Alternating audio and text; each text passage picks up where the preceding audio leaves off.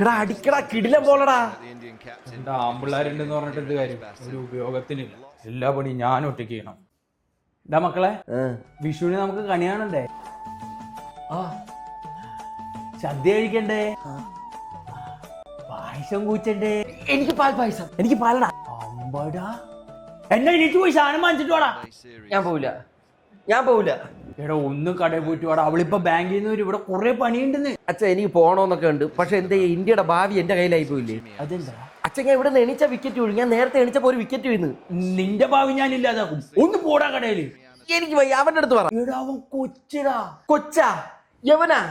അച്ഛൻ കൊച്ചെന്ന് പറഞ്ഞ അച്ഛന്റെ കൊച്ചിയിലുള്ള കൊച്ചിച്ചന്റെ ലുക്കായവന്. എടാ നമുക്കിപ്പോ ആവശ്യം പ്രാസമല്ല പായസമാണ്. ഒന്ന് പോയിട്ട് വാടാ. എനിക്ക് വയ്യ, അവന്റെ അടുത്ത് പറഞ്ഞു. ഞാൻ പോവില്ല. നീ പോ. നീ പോടാ. എടാ പോടാ, നീ പോ. എടാ തമ്മി പിണങ്ങി പോകല്ലേ, കൂടെ പിറന്നവരല്ലേ. Emotional damage. അച്ഛനിപ്പോ എന്താണ് ആവശ്യം? സാധനം വാങ്ങണം, അത്രയല്ലേ ഉള്ളു. അതിനല്ലേ ജിയോ മാർട്ട്. എടാ ഇതിലൊക്കെ പൈസ ആവൂലേ? എവിടെ നിന്ന്? ഇതിന്റെ ഏറ്റവും ബെസ്റ്റ് പാർട്ടി തന്നെ അതാണ്. കുറഞ്ഞ വില ഗ്യാരണ്ടിയാണ്. ഓർഡർ ചെയ്ത് എപ്പോൾ കിട്ടുന്ന ആർക്കറിയാം. എടാ നിനക്ക് അറിഞ്ഞൂടാത്ത കാര്യം വെറുതെ സംസാരിക്കാൻ നിൽക്കരുത്.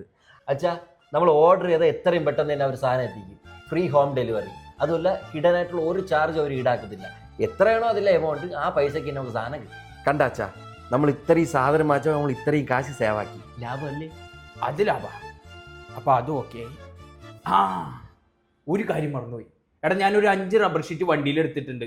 വേഗം കൊണ്ടുകൊടുത്ത് പൈസ ആക്കിട്ട് വാ. അച്ഛാ, എന്റെ അച്ഛൻ പൈസ ആക്കിട്ട് വാടാ. എനിക്ക് ഇന്ത്യയെ രക്ഷിക്കണം. എടാ പോയിട്ട് വാടാ. നീ പോ. എടാ പോടാ. ഞാൻ കൊച്ചല്ലേ. കൊല്ലി ഞാൻ. ഇവിടെ ഒന്ന് പോയിട്ട് വാടാ.